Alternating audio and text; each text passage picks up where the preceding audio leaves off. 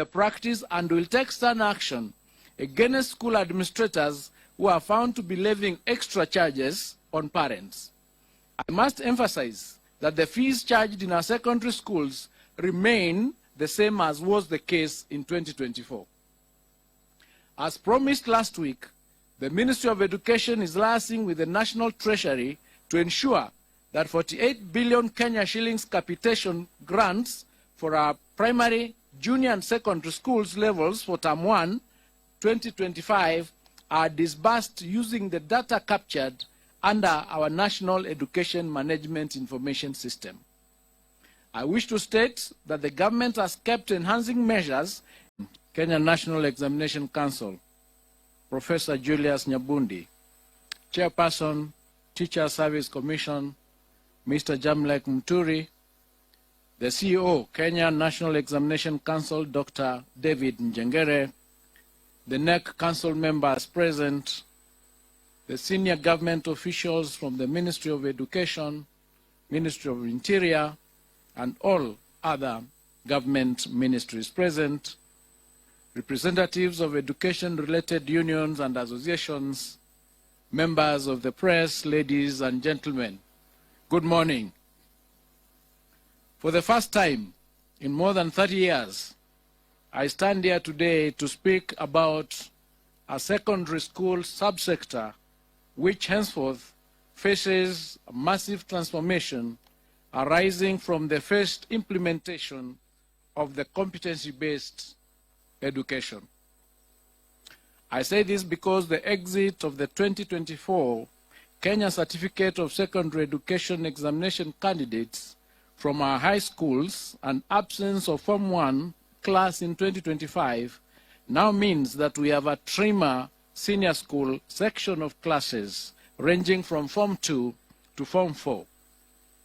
In sync with these changes, our first cohort of CBE learners who joined grade 9 this year will be transitioning to grade 10 in 2026, calling for an urgent and formidable measure to ensure our senior schools are ready for the CBC pioneers.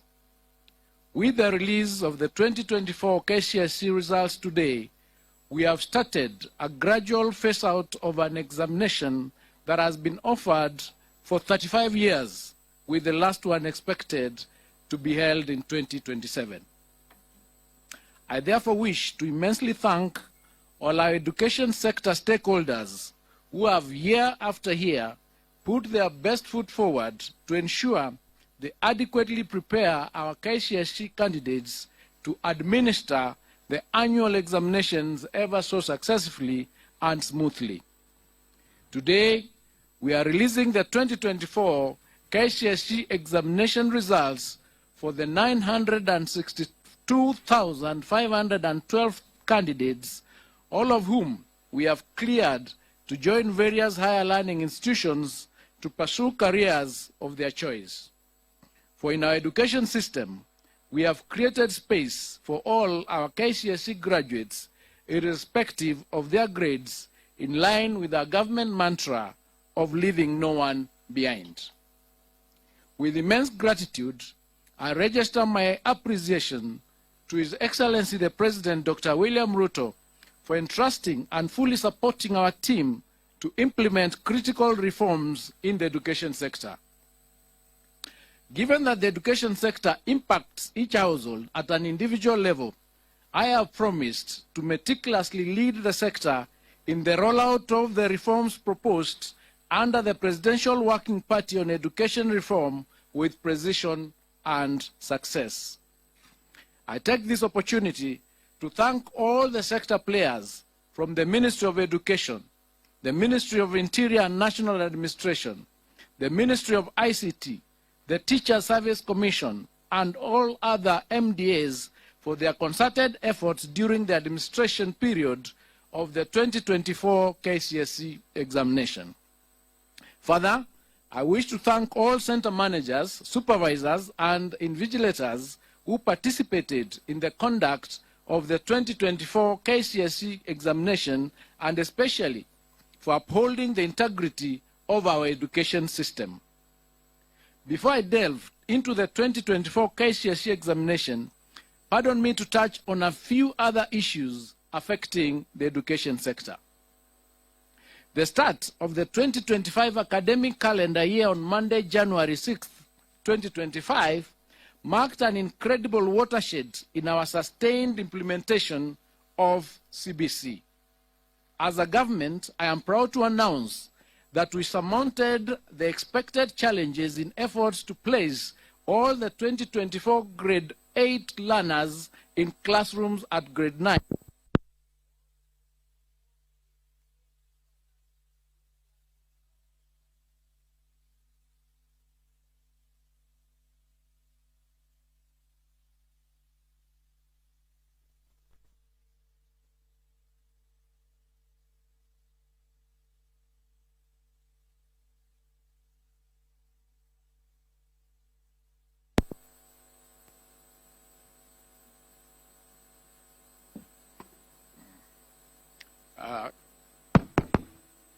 Thank you. I think I should take that again. The start of the 2025 academic calendar year that we started on Monday, the 6th of 2025, marked an incredible watershed in our sustained implementation of the CBC. As a government, I'm proud to announce that we surmounted the expected challenges in efforts to place all the 2024 grade 8 learners in classrooms at grade 9, the highest level of junior school. As we speak now, we have constructed 14,500 classrooms for our grade 9 learners, and we are set to achieve the target of 16,000 by the end of this month. This has been made possible by the government's generous disbursement of Kenya shillings 11 billion to schools across the country for the construction of 11,000 grade 9 classrooms. A further 6.8 billion was allocated to the National Government Constituency Development Bank Fund, being 3.4 billion from the Ministry of Education and 3.4 billion in matching funds from CDF for 6,800 classrooms. Further, the 18 constituencies in Nairobi have been allocated a total of 1 billion Kenya shillings for infrastructure development through the National Government Constituency Development Fund.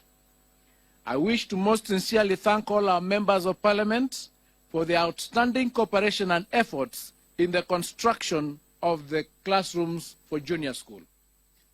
Additionally, the Ministry will construct a further 7,290 classrooms to address the increased enrollment to ensure smooth transition for the cohort. The Ministry has also procured 9,926,618 textbooks for grade 9, which have been distributed to schools, with the exercise expected to be completed by the end of this month. I have directed the Kenya Institute of Curriculum Development to work robustly and ensure that all required textbooks and other instruction materials are available for use by our learners. Having successfully transitioned to the highest level in junior school, our focus will now shift to starting off senior school in January 2026.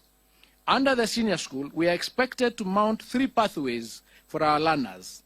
These are the STEM pathway, the social sciences pathway, and the arts and sports pathway.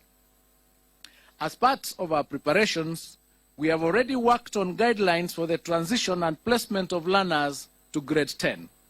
To ensure that all key players have taken part in the formulation of the guidelines, we will be subjecting the draft documents to a stakeholder validation exercise from February 2025. The Ministry of Education has noted with great concern a disturbing situation where some senior schools are returning to the banned practice of charging levies. I wish to put it on record that the government will not condone the practice and will take stern action against school administrators who are found to be levying extra charges on parents. I must emphasize that the fees charged in our secondary schools remain the same as was the case in 2024. As promised last week, The Ministry of Education is liaising with the National Treasury to ensure that 48 billion Kenya shillings capitation grants for our primary, junior and secondary schools levels for Term 1, 2025 are disbursed using the data captured under our National Education Management Information System. I wish to state that the government has kept enhancing measures aimed at ensuring high levels of efficiency and effectiveness in the administration of national examinations. Starting this year and following extensive stakeholder consultations, I wish to announce that Kenya National Examination Council will introduce a mid-year series of the Kcse examination to be administered in July every year. The examination will target candidates wishing to repeat the Kcse examination and those who may have missed sitting in examinations due to sickness or other unexpected hardships. Adult candidates may also consider registering for the July series examination from this year. As part of aligning our examination process with best global assessment practices, the Ministry is working on integrating the use of orbit readers and phase-out Braille machines in the administration of the Kcse examination to candidates with visual impairments. I now wish to provide an overview of the performance of the 2024 Kcse examination cohort. During the 2024 Kcse examination, a total of 962,512 candidates sat the examination compared to 899,453 candidates in 2023. This represents an increase of 64,553 candidates, or 7.19%. Out of the candidates who sat for the 2024 Kcse examinations, 480,310 were male, while 482,202 were female, representing a 49.9% and 50.1% respectively. This is the first time since inception of Kcse examination that female candidates are more than the male candidates. During the year 2024, the Kcse examination, 14 counties had a significant entry of more male than female candidates. These counties include Garissa, which had 62.8% against 37.17%. Mandera, 63.83% against 36.17%. Wajir had 60.27% against 39.73%. Turkana had 59.64% against 40.36%. Samburu had 53.41% against 46.59%. Narok had 52.77% against 47.23%. Homa Bay had 52.81% against 47.19%. West Pokot had 53.52% against 46.48%. Mombasa had 51.31% against 48.83%. Migori had 51.02% against 48.98%. Embu had 51.09% against 48.91%. Kcse had 51.03% against 48.97%. Nyamira had 51.39% against 48.61%, and Baringo had 51.67% against 48.69%. On the other hand, 14 counties had significant entry more female than male candidates as follows. Vihiga had 55.15% against 44.85%. Elgeyo Marakwet had 53.76% against 46.24%. Kirinyaga had 51.46% against 48.54%. Meru had 51.69% against 48.31%. Kiambu had 52.78% against 47.22%. Nairobi had 52.41% against 47.59%. Kisumu had 52.39% against 47.61%. Kitui had 51.14% against 48.86%. Taita Taveta had 51.45% against 48.55%. Kwale had 53.31% against 46.69%. Isiolo had 52.11% against 47.89%. Tharaka Nithi had 52.06% against 47.94%. Kakamega had 51.80% against 48.20%, and Uasin Gishu had 51.06% against 48.94%. The number of candidates aged between 16 and below increased from 16,040, which is 1.776% in 2023, to 20,546, which is 2.129% in 2024. The highest percentage of candidates registered for the 2024 Kcse examinations were within the appropriate age bracket of between 17 and 19 years, constituting 684,765, which is 70.95% of the total candidature. The percentage of candidates who are 20 years and above constituted 22.07%, or 259,861. Out of the 30 subjects offered in 2024 Kcse examination, 17 subjects recorded a significant improvement in performance. These subjects were mathematics alternative A and B, biology, physics, chemistry, general science, history and government, geography, IRE, agriculture, woodwork, metalwork, drawing and design, aviation technology, computer studies, Kenya Sign Language, and business studies. 10 subjects recorded a drop in performance, and these were English, Kiswahili, biology for the blind, CRE, home science, building construction, electricity, French, Germany, and music. Female candidates recorded better mean score performance than male candidates in the following 7 subjects: English 101, Kiswahili 102, Kenya Sign Language 504, French 501, Home Science 441, CRE 313, and Art and Design 442.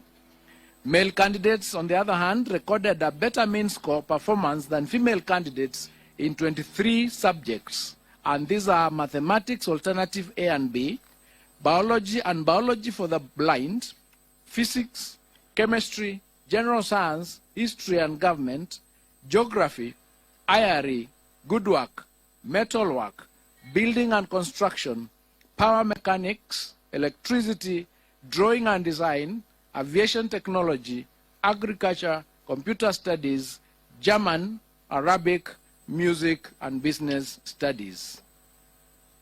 As it was in 2023 Kcse examination, the 2024 Kcse examination results have been graded using the reviewed grading system, in which the overall grade at Kcse examination has considered mathematics the best performed language among 3, that is English, Kiswahili, Kenyan Sign Language, and the best performed 5 subjects.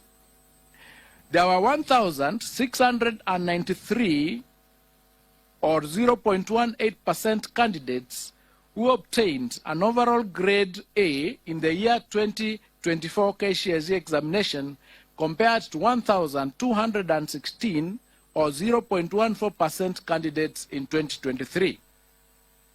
The number of candidates with direct university entry qualifications of grade C+ and above was 246,391, translated to 25.53% in the year 2024, compared to 201,133, which is 22.27% in the year 2023. And this is attributed to the improved or new grading system.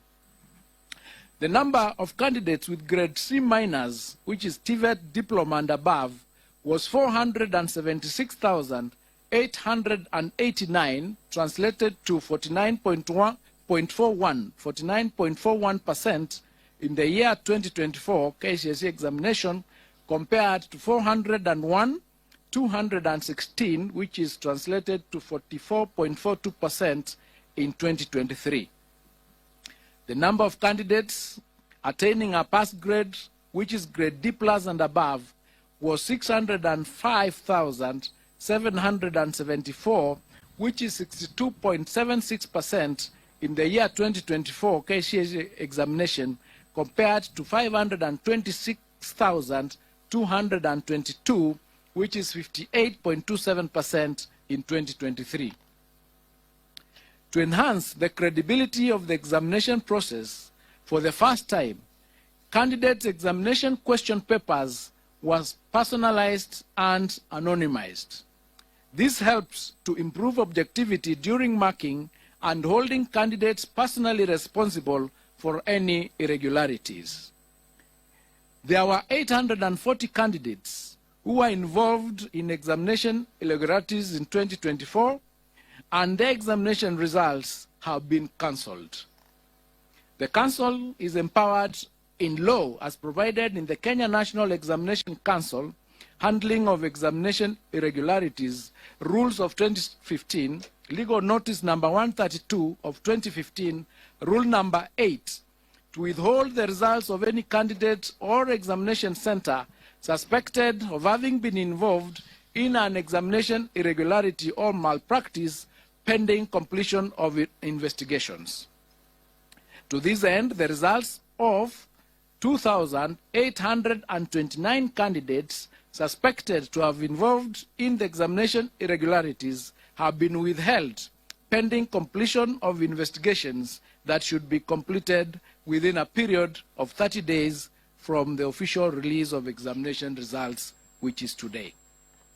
It is unfortunate that a few contracted professionals and teachers are still insistent on ruining the future of our learners by subjecting them to examination malpractices. 91 contracted professionals were reported to have been involved in aiding examination malpractices. Firm disciplinary action will be taken against such teachers. Individual 2024 Kcse candidate examination results will be accessed online through a secure link on the NEC website or directly through the following website: https://results.nec.ac.ke. Candidates will be required to enter the candidate's index number and any one of the names as per the registration data for the 2024 examination results. The results will be available immediately after the end of this function.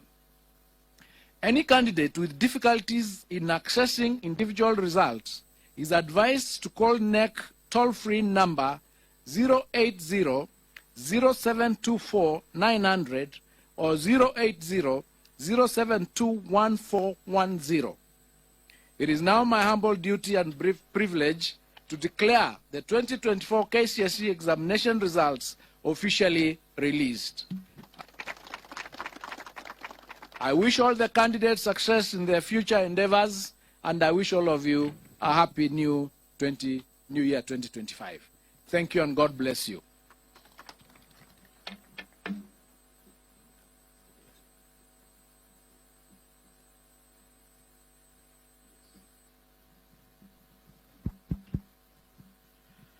We will request that the results